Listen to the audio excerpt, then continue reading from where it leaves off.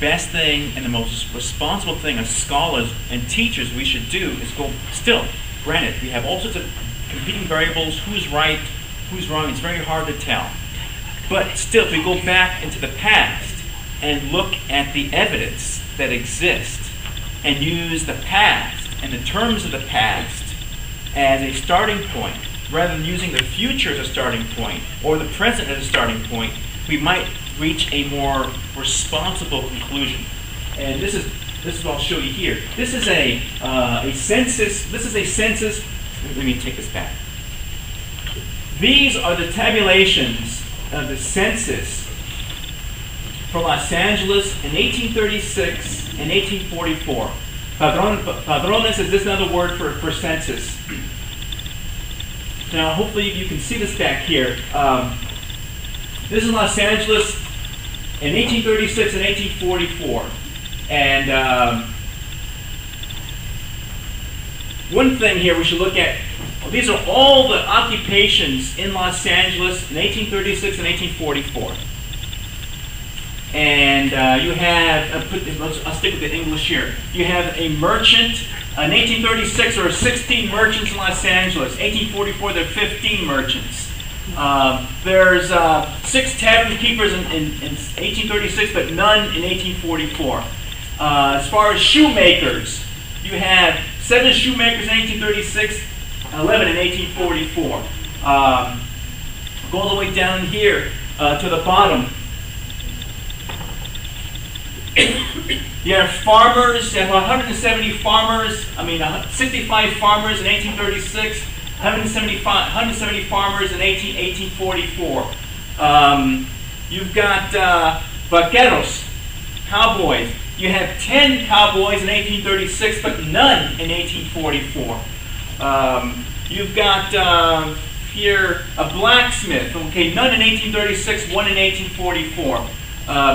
We can go on a soap maker. Okay, one in 1836, none in 1844. So I guess people didn't have a chance to debate. I don't know what that means, but what I want to get at here, we have only 17 ranchers in 1836, 16 in 1844, and then you all have 170 farmers in 1844. What do you think the evidence is trying to say? This is Los Angeles, 1836, 1844.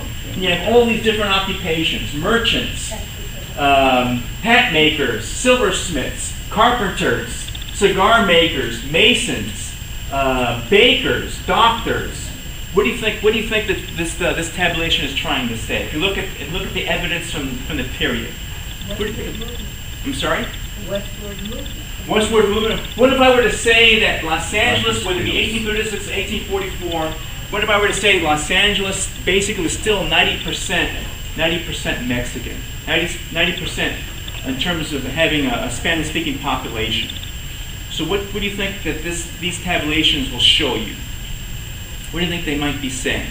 You have all these different occupations. And I guess the hint here I'm trying to throw out. 17 ranchers in 1836, 16 ranchers in 1844.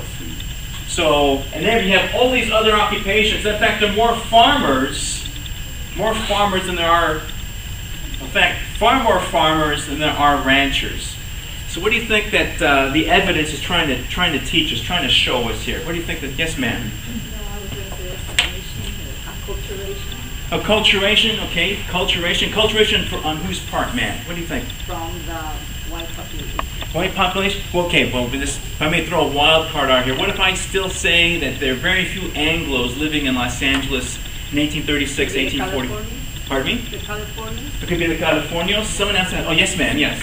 Well, it takes a whole lot more land to have a ranch than it does to have a farm. Okay. Because you can have a farm in a very small area, so it would suggest that basically there's subdividing of the land is what it suggests. Okay, subdividing the land, okay, all right. Someone else had their hand up back here. Yes, ma'am. There's a movement to agriculturalism, which to me implies industrialism, industrializing the land, making it more industrious, I should say. Okay, more productive perhaps, Right. okay. What I think, we're running out of time here. You have another session at 10:15. I'm sure many of you have questions. What I want to argue, what I am proposing, And what I invite you to consider, I'm not asking you to believe me, but I invite you to consider is this.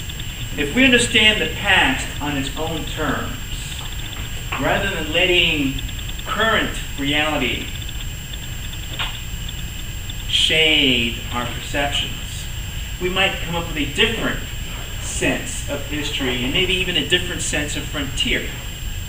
What I'm proposing for you here is that the whole idea about Anglo-Americans bringing productivity to the West may not necessarily apply. These figures seem to suggest that the Spanish-speaking population, at least of Los Angeles, is just as industrious and just as productive as any middle American town. You've got farmers, you have merchants, you have craftsmen, you have tradesmen, you have artisans. Sounds like at least to me, from this very simple graph here, looks like a very self-sufficient, economically prosperous town. It can fit anywhere in the American continent, as in the 19th century. This also goes against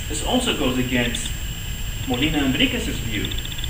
We have basically one people subduing the other. Because, as I've said, 90% of the population is indeed Spanish-speaking, but the other 10% of the population are Anglo-Americans. Both groups are cooperating with each other. They're trading with one another. They're working together. You know what it is? They're interested in making money together. Okay, which might be the great unifying quality in the pursuit of wealth. Pardon me? Equalizer. Great equalizer, of course, is the pursuit of wealth. So what I'm inviting you to consider, at least here, if we see frontier not necessarily as a hard and fast boundary, which may narrow and constrict our interpretations of the past, okay? Or if we don't see a frontier as a wild, unexplored place, which may make our conceptions of the past confusing and mind-boggling, but we see maybe one more vision of frontera.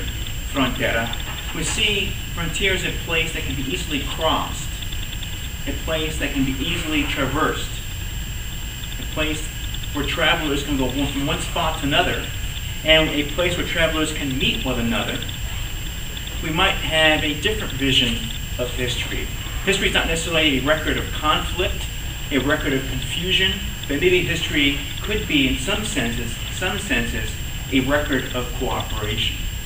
That people may be more alike than they think. Rather than rivals, rather than competitors, people may be more alike than they think. And maybe that could be the third and final version of history. History is as much a record of truth, as much a record of competition, as it is as much a record of cooperation. And the idea of frontier follows accordingly. Frontiers are boundaries, frontiers are unknown places, but frontiers can be places easily crossed. And that note, my friends, I have to bring things to an end. Thank you very much.